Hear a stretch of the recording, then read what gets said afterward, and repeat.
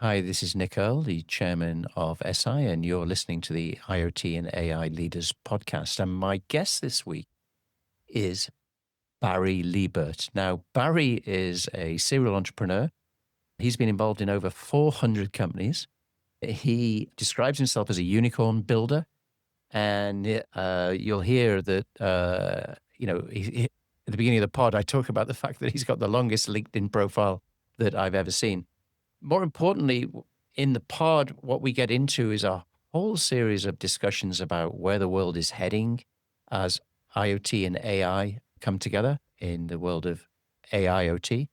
Barry is very heavily involved in a company called HiveMQ, which is absolutely at the leading edge of this. And in the pod that you're about to listen to, we talk about what that's going to work, what it's all going to mean for companies, what's it going to mean for the human device interface, what's it going to mean for jobs going forward, what's it going to mean for productivity for companies, what's it going to mean for the ontology of the architecture of the AI system in companies, and what's it going to mean for the enterprise software market.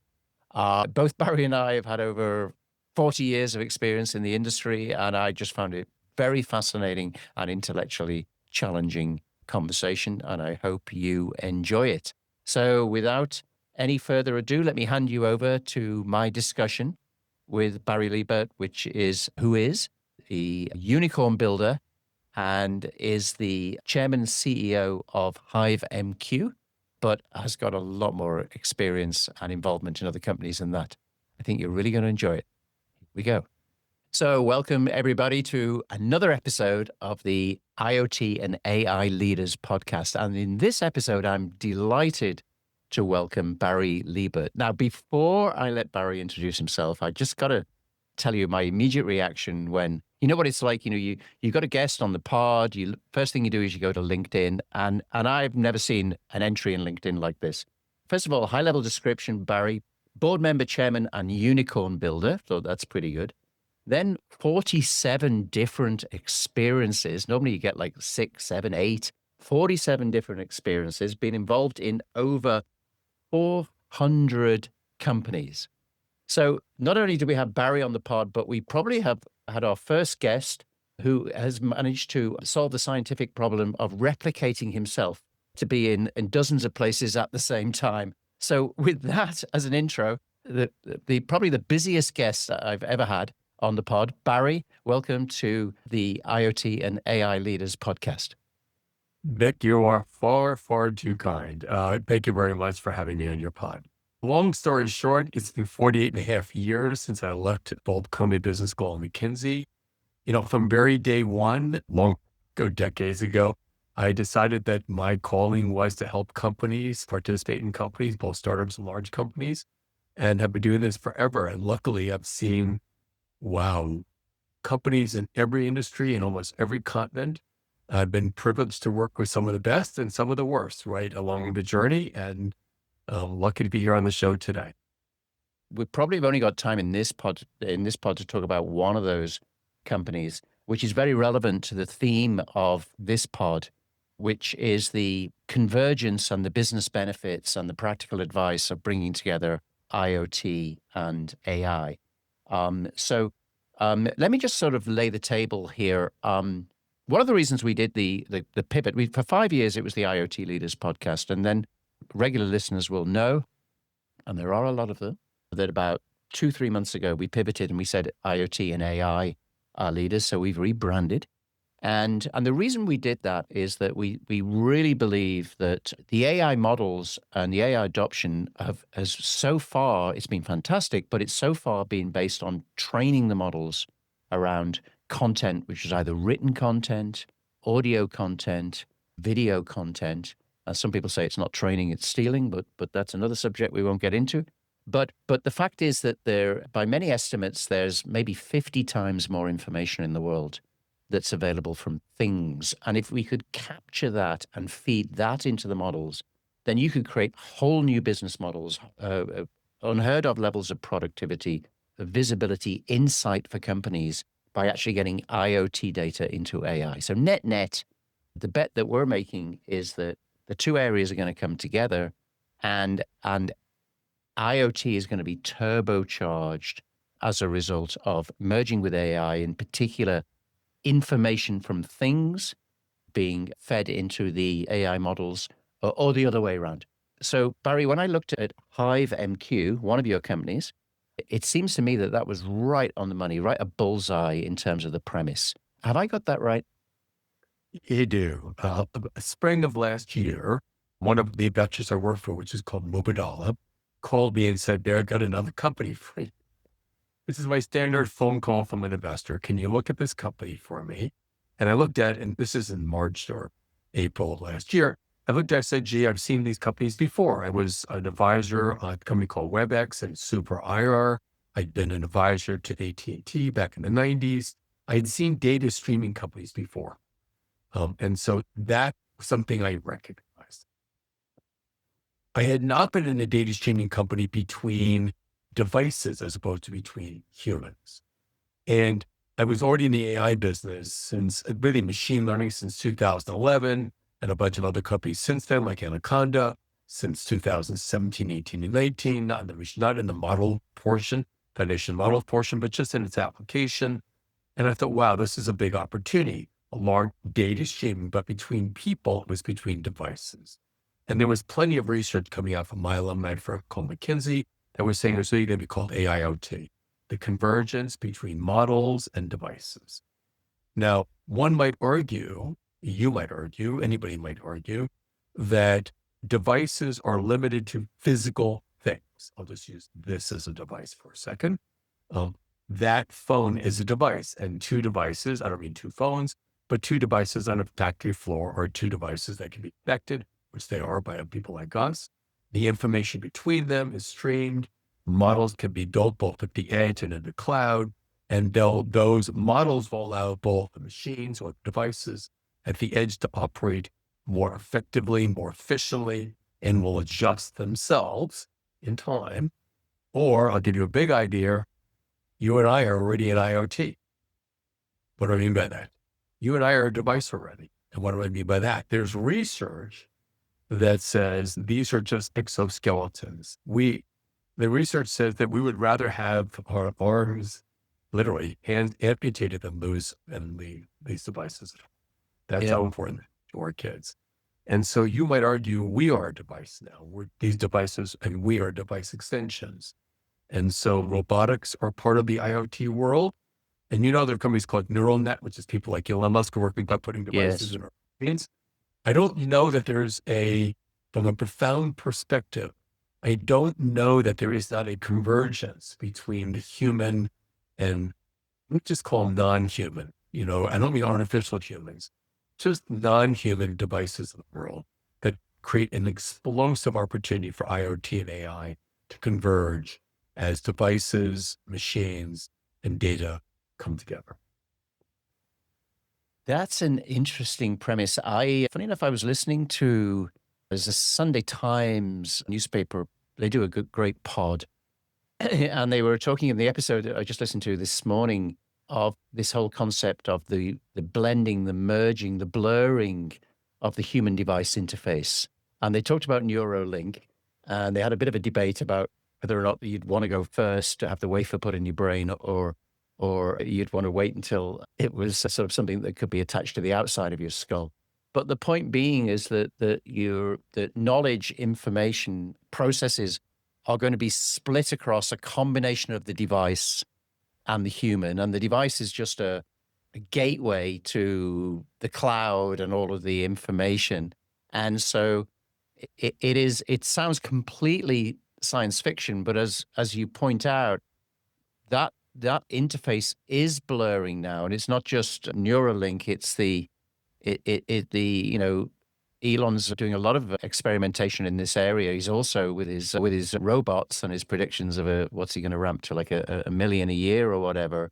As work increasingly, cognitive work and physical work increasingly gets automated, the role of humans has to move up the stack, and in some way that where the connection between the two has to be more than just looking at the prompt output and saying, I don't believe you, can I double check your answer? And I think that's what you're sort of saying, is that the big vision is that everything starts to blur. Humans become devices. That's the first time I've ever heard anybody say that, as we are extensions of our own devices. It sounds a bit dystopian. But if you think about Taylorism, William Taylor, but he wrote long 100 years ago that really humans are artifacts of completing a task. You might argue machines are the same thing, right? And one might argue, I don't think it's true, that we are somehow separated. This is a long conversation from our environment. I don't think that's true either, right? Or somehow we're separated from each other. I don't think that's true either. I think what you're seeing is that more and more our environments, our technological environments, our informational environments, those things are merging, and critical to those things is data streaming. So you and I are Yes. having streaming conversation here. Yeah. Now we're doing voice data streaming. We're recording it and we can send it out and have an LLM look at it. We can have it transcribed. We can have it ultimately synthesized, and then it can be reconnected into something that can be used for further intelligence. I think, my entire life, I've seen the continued, for 40 and a half years, continued technological advancements change the way, I hate to say this, the way businesses are actually going to operate and the way many companies think they operate, which is they still think they're somehow operating in some prior periods. And the fact that it says IoT and AI, it might be better AIoT, it suggests that they're separate, right? They're not separate. They're one and the Yes. same. And they're coming together at a speed I've never seen. I bet it's for you. This large language model, which is training on all the words of history, is changing the way I'm amazed at the speed by which my companies are doing things that I never possibly imagined. I thought only humans could do it. And that's not really true anymore. I believe the first foundational level of that is data streaming. We have to stream the data, not just between you and me, but between devices and devices in the cloud and devices on the edge, and then take the insights and allow the devices to operate more efficiently and autonomously. Those are massive opportunities, as you said at the beginning of this pod, that says the amount of data that's going to accrue to the large language model providers and to small language model providers and to edge providers and cloud providers is going to be exponential. When we first rebranded, and you're right, we did think about AIoT, but I think somebody had already grabbed it, so we had to call it IoT and AI. So, but when we first rebranded, we had a guy called Rob Tiffany, who's based on the East Coast of the US, a friend of mine, and he's been around also for a long time, as you and I both have in the industry. And he's now research director. He's been at Ericsson. He's been at a bunch of companies. He's now research director at IDC. And he was talking about this in, I think it was three or four episodes ago, as what we're able to now create is a new enterprise brain. And the way he described it is that if you could gather 50 times more data than you can gather today and feed it into a model, and you talk about streaming, and you could get an almost real-time feed, you could actually create a dashboard for a company that is something unlike you've ever been able to get before. I remember in the 90s when SAP introduced R3 with the Uber platform for enterprise software, that you could actually define, horizontal workflow. And that, of course, enabled business process engineering, and it was radical, and companies' productivity improved. But it cost a lot of money for an SAP license. And now what we're talking about with the democratization of AI and the cost of everything coming down so rapidly, the idea of an enterprise brain is like this super dashboard where you can see everything that's, if you're running a factory and there's thousands of devices or multiple factories, the ability to get all of that data fed in, maybe through edge aggregation or whatever it is, right down to the individual components in your machinery, and then have a dashboard allowing you to make real-time decisions, or allowing the AI to make real-time decisions based on preemptive actions in order to optimize output or reduce downtime, is something that has never been possible before. And I think that's what you're saying, is that we're heading towards that capability of having an explosion of data at our fingertips, and therefore the companies that take advantage of that will have tremendous opportunities for productivity and capability to create new services and a business agility if they can harness all that together into whether you call it an enterprise brain or an enterprise dashboard. But it's something that we've never had before, but it looks like it's now becoming possible. I think so one step further, but absolutely. I think those machines will ultimately act autonomously the way you and I act autonomously. Those machines Yes. will receive signals, which means both downstream and upstream. They'll send signals to other devices, which they can do already. They'll send signals to the cloud, which they can do already. But those signals will come back to them, and those machines will adjust their behavior. So it'd be heat, sensors, activities, flow rates and chemistry, flow rates on water, flow rates and productivity. They'll also go one step further. They will send signals to the supply chain and say, I'm about to go down. Send to my repair team, my maintenance team, a new particular part that I need Before it breaks. Yeah. before it breaks. Right. And so all those things are going to happen. And for me, it's not that far, a reality. Like I get all those signals from my Teslas, right, as I drive around. But it's signals of things that I need to do, where I need to go, where I need fuel, how hot I'm running. It even tells you when it's breathing nowadays, which is incredible because I have to be in the mountains right now. So it tells me it's running cold or hot. All those things are going to happen, and they're already happening. And so I think we at HiveMQ already have something called Pulse, which allows the things from edge to basically transmit that data and go back out to them under something called unified namespace. But we are building an ontology, no different than something like some of our major competitors are doing, which is Alex Karp's figure it out, right? And realize that you can build these capabilities to provide complete operational intelligence that are autonomous actions and will provide feedback back down that. An example of that, since the first of the year, without using an ERP system, we at HiveMQ built with Claude Code, everything you just said, that is at the edge, which means we're 150 people firm, we send everything from the devices to the people, the communications, to the financial activities, to sales and marketing, to things like Slack channels, to what you and I are doing today in a single environment. It's beyond I ever imagined in my life. I'm a McKinsey guy. No, So I mean, you'd never imagine. I mean, that was unheard of just a few years ago. Unheard of. As a McKinsey guy, I remember I'm going to exaggerate it, but you get the point. 40 years ago, getting paid by the page, I would say the bigger the report, the more we got paid. Yeah. I was on the other end of that.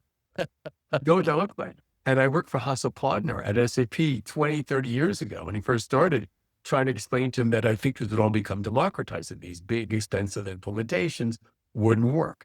And so they have worked successfully. But now when you have Claude Code that's rewriting COBOL, if you saw that announcement this week with IBM. Yeah, I did. Yeah, I did. Yeah. I mean, the Moore's law 1.4 times a year, and the way that in particular areas like the latest release of Claude and the programming capability, and depends on which benchmark you look at, but it's like 4x to 6x to 10x per year. The point that you're raising. Okay, so let me ask you what's going to happen on two different fronts. The first one is we already see it happening in the marketplace, which is the collapse of the share price of the big software companies. I also know Hasso. I used to be based in Germany. When I was HP, I was the account exec for SAP. I used to call on him in Germany when Waldorf was just a small office with cows outside the window. And I also, when I was based in Silicon Valley, used to meet with him. And the biggest problem was to stop him ending the meeting quickly if the wind speed picked up in San Francisco Bay, because he wanted to go. He didn't want to talk to me. He wanted to go off and get on his boat. But the fact is that over the last, I would say 6 weeks, the enterprise software, exactly what you just said, the value of enterprise software companies like ServiceNow, that was the leader in agents, and they're down 40, 50%, SAP's down, PeopleSoft is down, because people can do what you've just said. I mean, they can kind of create this enterprise layer, this really quickly, really cheaply. And so the enterprise software share prices have dropped hugely. That's the first of the two questions. The second one's going to be around jobs and the role of humans, but I'll come back to that. Do you believe that trend is going to continue? Are we witnessing, just as SaaS killed the enterprise license business, are we witnessing the ability to create these capabilities killing the enterprise SaaS marketplace? Yeah, I've been writing about this for a year or two now. I do think everything that comes after what came before begins to deprecate or degrade the prior business models and technologies. It just does, right? So, you think about all the things that happened the last 40 years, all bricks and sticks businesses, all the Walmart's doing well, but so you do well because it's e-commerce engine. Amazon was the next version of that. Now Amazon was just declared the largest company in North America, which Walmart once held. And so new technologies come along that deprecate the prior technological business models, right? You've seen the recent bankruptcy of some of the companies I work for, from Neiman Marcus to Bergdorf Goodman. The way you get those luxurious products today, I would say, luxury today is getting it at my doorstep the minute I want it, which is nowadays Amazon delivers at the same moment, literally the same day. It's sort of crazy to me that, next day was fine. All of a sudden it's the same day. So these new technologies change it. And that's what happened between cloud and prem, right? On-prem. I do think that's just going to happen now between SaaS and AI. Now, it doesn't mean that the current valuations of SaaS companies are going to stay there. They're in a battleground right now with AI people for their customers, and companies are trying to decide how to spend their money. If you look at today's research, number one in every CEO's agenda is spending money on AI. It's to fundamentally take advantage of these new tools and to reduce their cost of operations while they accelerate their productivity and revenues. So now the SaaS companies have a problem. Just like the on-prem companies do, they either have to change their entire business model to what's called outcome-based, right? And usage-based, SaaS-based, which is perceived less. And they have to embed these new technologies while still keeping their current revenues. Very hard trick to do, to fly. Very hard.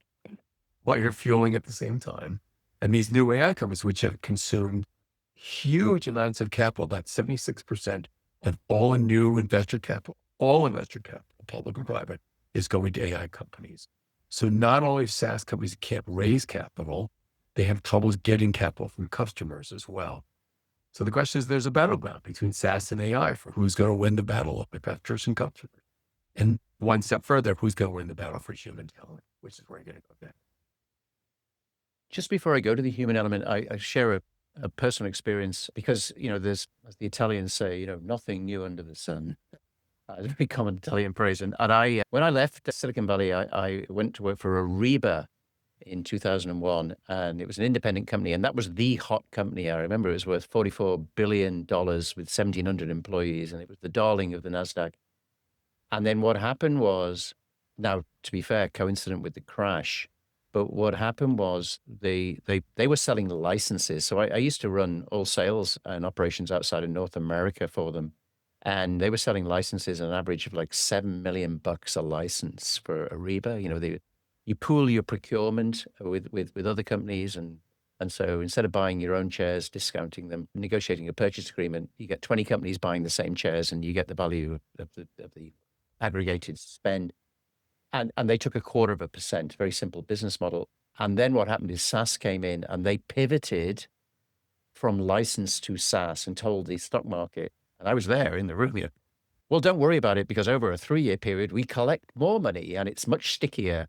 And basically the market said, yeah, great. Okay, well, we'll just leave and we'll come back when you've proved it. And then the crash happened and their share price went down 98%. They held the record for the biggest drop in the share price for a company that survived, and ultimately they were acquired. So if we're going to see that again, which because the enterprise, software companies, and you talked about McKinsey, when I was at both HP and Cisco, the minimum price for McKinsey for a report, and it was by the page, it was like $500,000 for a report, and it was created by very clever graduates in India. I mean, they would arrive the next morning with a $500,000 invoice. So if that's going to happen, then something else is going to rise up and take its place, and it's pretty clear what it's going to be. But what about the role? Let's go back to the humans. We talked about the really futuristic, the blending of the human device interface. But let's put that on the one day pile. But let's go to the today pile. What is the role of humans in this world? There's a bunch of benchmarks. The latest ChatGPT 5.2 cognitive work benchmark, whatever I saw, it says that it can do 71% of cognitive work. We know that just something like only 4 or 5 humans can beat AI on math, on the Fields Medal maths tests. Coding is, you mentioned Claude, coding is now, it's gone. It used to be send your kids to university to do STEM, science, technology, engineering, mathematics. Now they're the very subjects that are being eaten within months by AI. So the big debate is everywhere, and I'd love your view on it. So what's the future for the younger generation who are perhaps leaving university with debt and are suddenly struggling? And I saw one last stat from Peter Diamandis this morning on his Moonshot pod saying that graduates in North America are now the number one cohort for the people who are waiting the longest to get employed. So it's just rising. They're coming out of university with skills that are competing with AI. So before we get to human device blending, how are we going to look after this next generation who can't get a job? Yeah. So I think, listen, I'm an optimist. I wouldn't keep doing this if I wasn't. I'm an optimist about first about humans. I'll come back to AI in a second, about humans. All my life, has seen these types of debates about technology and humans, humans are not going to have jobs, things like that. And generally over the last 48 years, there has been a job for a human, at least in North America. We're like under 5%, we're less than that. We're under 3% unemployed, 4% unemployed. So I'm a big optimist that says technology advances human capacity. AI has something different though. AI fundamentally forces humans to reconsider what is great about them and what can they do that's truly special. And so I think for the knowledge worker, let's go about the physical worker yet, because that's a robotics question. We'll have to come back. Yes, that's a different question on manufacturing. Yeah. For another Yeah. meeting. That's another pod. Right. That's correct. So I'll call it the knowledge worker, if you don't mind. The university, students, the knowledge workers. I think there's still a huge opportunity for them. The way they have to think of their jobs is about what I'm going to call framing. So what McKinsey taught me a long time ago, my brother was from BCG, my son was from Bain, was that it's the questions you ask, not the answers you give. And so getting the right questions asked helps, I think, humans still win. And I don't mean win versus AI. I'm not suggesting it's a win for their lives, which is how do they think about their lives, their companies, their opportunities? If they ask the wrong questions, which is how do I get a job? I don't think that's a winning question. I don't think that was ever a big question. I think Simon Sinek always says, start with why. So I think that's right. Never really been challenged with what is my why? Why am I here? And I have why. It's to pay it forward, believe it or not.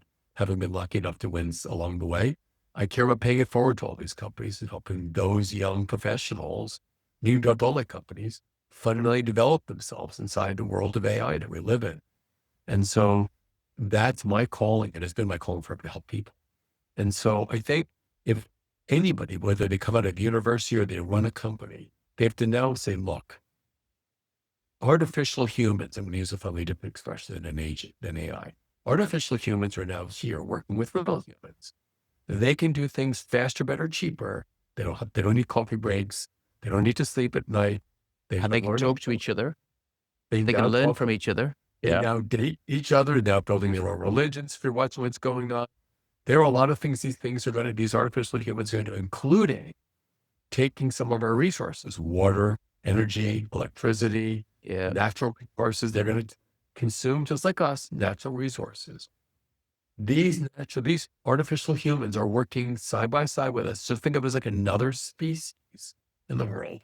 So how do we work with them?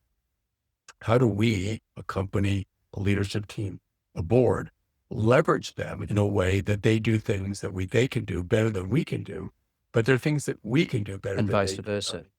That's Yeah. correct. And what do you think about it for all our companies? Um, we've gone into some interesting areas on this part, haven't we? I didn't think we would at the beginning, but that is the idea of there's another species already here.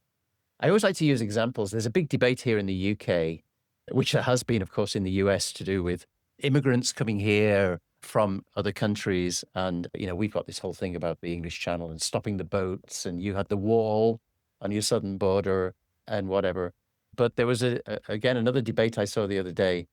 I can't remember who it was who said it. Said, you know what, we should really be, that's not the thing that's really going to be our biggest problem. The biggest problem is no one's saying about the 10 million agents that are going to arrive and take our jobs, that we actually think of it as, oh, well, these people who are fleeing war zones in Africa are coming to the UK. But no one's saying the problem is there's going to be 1 million agents. And on that point, yeah, every wave of technology, this is the glass half full, every wave of technology has always created new jobs. Of course, this one is we've never seen cognitive work done, and with the robots, different part, physical work. But there's two aspects of that which are different. One is there will be a gap between the adoption of the technology and when the new jobs appear, and I think that's what we're looking at right now. That's the graduate issue, because the graduates are coming out now, but we haven't worked out what the new jobs is yet. So there's like a valley of death. So the question is, how do we get that next generation? You talk about, paying it forward. How do we get that next generation across that gap? But the bigger question I was going to ask you is that the future is already here. And as somebody famously said, but it's just unevenly distributed. Because if you take something like call centers, so AI software is absolutely well, it is so much better now than the initial chatbots. You can call an AI call center at a major company, and you're really hard put to work out it's not a human who's talking to you. They have empathy, they sought access to information. But what that's doing is it's enhancing the customer experience in, say, the UK or Europe and the US. But it's going to hollow out certain countries, because there are countries like the Philippines and large swathes of India. There was a big AI summit this week in India, where there are millions and millions of people who are doing those jobs today, and those jobs are disappearing really, really quickly. So do you think there will be national winners and losers because of the way AI is being adopted, that some of these jobs that we outsource to lower wage countries will be the first to get automated, and therefore we're kind of almost in danger of increasing the divide between what we sometimes call the developed world and the emerging world? Because in the emerging world, we used labor, lower cost labor. We put our manufacturing in China. We put our call centers in the Philippines. But actually, that's the type of work that's going to get automated very, very quickly. So it's not going to affect every country the same way.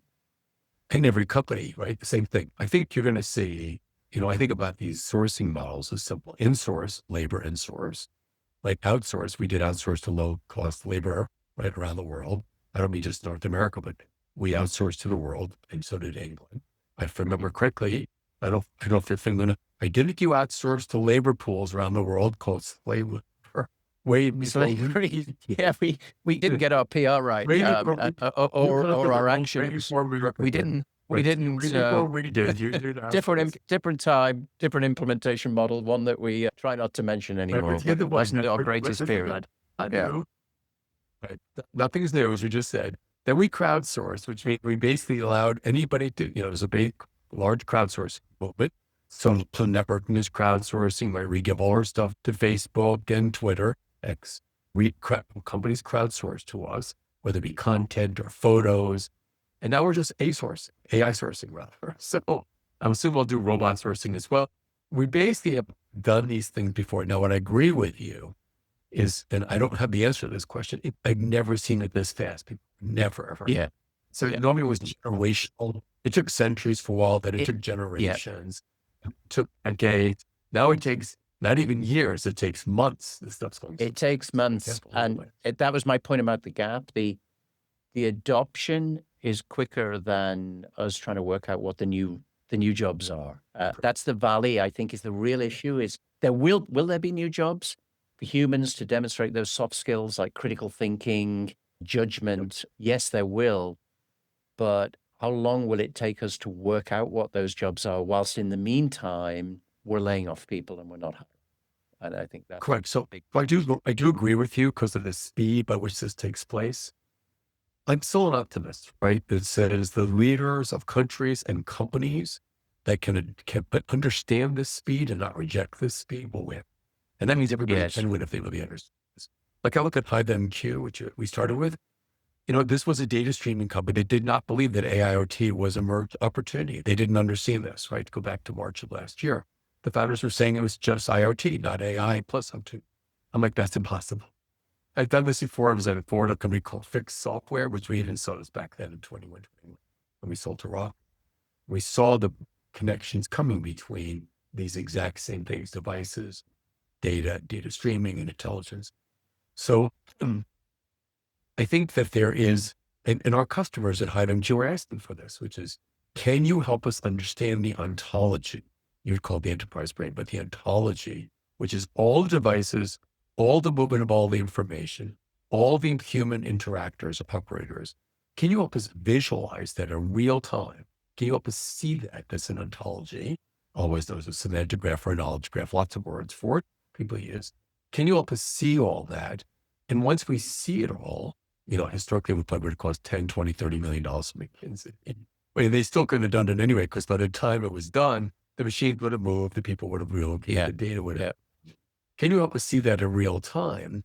The next question they're going to ask us at HiveMQ is, can you help us begin to automate that and build what you call it, an enterprise brain or an ontological brain? And then they're going to ask us, it's coming. Can you help us build the sensors that go back and allow the machines and the human operators, right, the artificial humans and the real humans, adjust their behaviors based on the cognitive intelligence of it all? That's going to happen, and it's happening already from their replace. I totally I totally agree with you. I think that is how this problem will be solved. That's kind of what I was pushing on. I'll use one last example before we get to the end.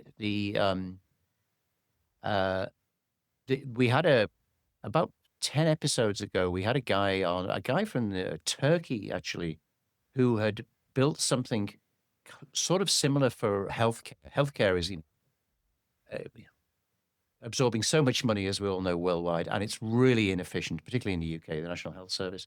It might be free, but it's really inefficient. Basically, what he did was he just connected, or he put sensors on all the things in the hospital. He put a sort of wristband on every person who went into the hospital. It was the same model of wristband that you get when you go to a Coldplay concert, by the way. He was quite proud of that. And then he put a device in the pocket of every nurse, every physician, every doctor, whatever. And so he was just basically tracking patients, people, and things. But then he did exactly what you just said, that his company built this ontology of what, and it wasn't an ontology by department, the radiography department, the accident and emergency department, the pharmacy, the operating. It was an ontology by process, like a hip operation is how, what does a hip operation really make up, and where are the gaps? And so suddenly you had this dashboard of processes. And then if you're a hospital manager or a clinic manager, and especially if you're managing multiple, which often I do, you could look at the efficiency of various processes across your different healthcare entities and actually say, where is the problem? The problem is actually, it's not visible. It's people go to accident emergency, they get triaged quickly, they get treated fairly quickly, but actually a large part of the reason they're there for hours is they're waiting for the medication to come out of the pharmacy to take home. And that's not visible unless you have this ontology or this sort of new layer. And he was using AI, and then he was creating agents to optimize the processes. And I think there are a few companies, and he's doing it mainly in the Middle East, in Middle East hospitals and in Germany, I believe. And I think that is the answer. I think that what we have to do is we have to build this ontology, and we have to collect as much data as possible. And out of that will come a tremendous opportunity to do new things. And they will involve humans working collaboratively with the software and with the devices. And I think that is the hope that, we need to get there, because I'm still waving the red flag of what's going to happen to a generation of how long is it going to take us to get there. But I think that is why it is AIoT, that is actually the world that will become commonplace going forward. Whether you call it enterprise brain or the ontology, that is the way companies will run in the future, before we blend our brain with the device. Correct. Every company has to think, wow, I need to be a data streaming company. Why do I start there? So I take AT&T and WebEx is when I came to this company, I was like, I've seen this before. Now, both those companies, WebEx and AT&T, streamed a lot of data between people. I associated Subra Iyer, which is the founder of WebEx before he sold his company, was, look, you have this massive hose, just like Zoom, massive hose. Water flows through it all day long. What do we know about the users? What do we know about the devices? What do we know about what happens as a result of those conversations? He would say nothing. And that's what AT&T board used to something. That's not good news. That's like broadcast. It's not good news, right? Yeah, And and you can see what happened with both those companies. They become, personally, AT&T went bankrupt. People may not remember that. And Southern Bell bought those assets. And so that's right. there's the big change here. People not realizing. Look, I'm an optimist, and especially at HiveMQ, I'm an optimist because I think we start with data streaming. Our customers are already asking for intelligence, which is what they need. They're going to ask next for operational activities and insight called ontologies. And then they're going to ask for automation. I don't mean automation the way you and I think. Automation meaning let my devices, let my people go. This is a funny old expression. Let my people go. Let my devices go. That's correct. Let my people go. Let my devices go do their thing. And and get rid of all those inefficiencies that you just talked about in the process and be able to observe it. Observability and governance, not the way you and I think about it now, but observability and governance will be critical in that entire process. So, you can say, I'm an optimist. I've done this for 48 years. It's a great point to finish on. Barry, we have covered a lot of ground, and we've gone into a whole series of areas. And there's even two big areas we touched on but didn't even cover, was what's going to happen in the physical world with the robots, and what's going to happen in terms of the blending of the device with the human, which is Right. wow. There's so much more here. But listen, why don't we wrap it up? I really enjoyed this. I hope you did as well. I hope our listeners did. This is exactly what we wanted to do with the new format of the pod, is to actually talk around what's happening, get a global view, and get a view from visionaries who see what's happening and are at the cutting edge. And your work with HiveMQ, I think, is really, really relevant to this. So I wanted just to thank you for being on the pod, and I want to encourage our listeners and viewers who watch it to actually check out HiveMQ, because it is a very, very interesting company that I think, if I'm right, it actually has a European footprint, doesn't it? Isn't it? Engineers in Germany? Have I got that? Yeah, founded basically around Munich. It's a Munich suburb. We've Right. moved to recently, and we're opening up in offices in Silicon Valley now. In Silicon Valley. So you're going from Europe to the US. We don't hear that very often over here. We always Yeah. we think we think it's all coming the other direction. Barry, really enjoyed it. Thanks very much, and thanks for being a guest on the pod. Thanks to have me today. I appreciate it so much.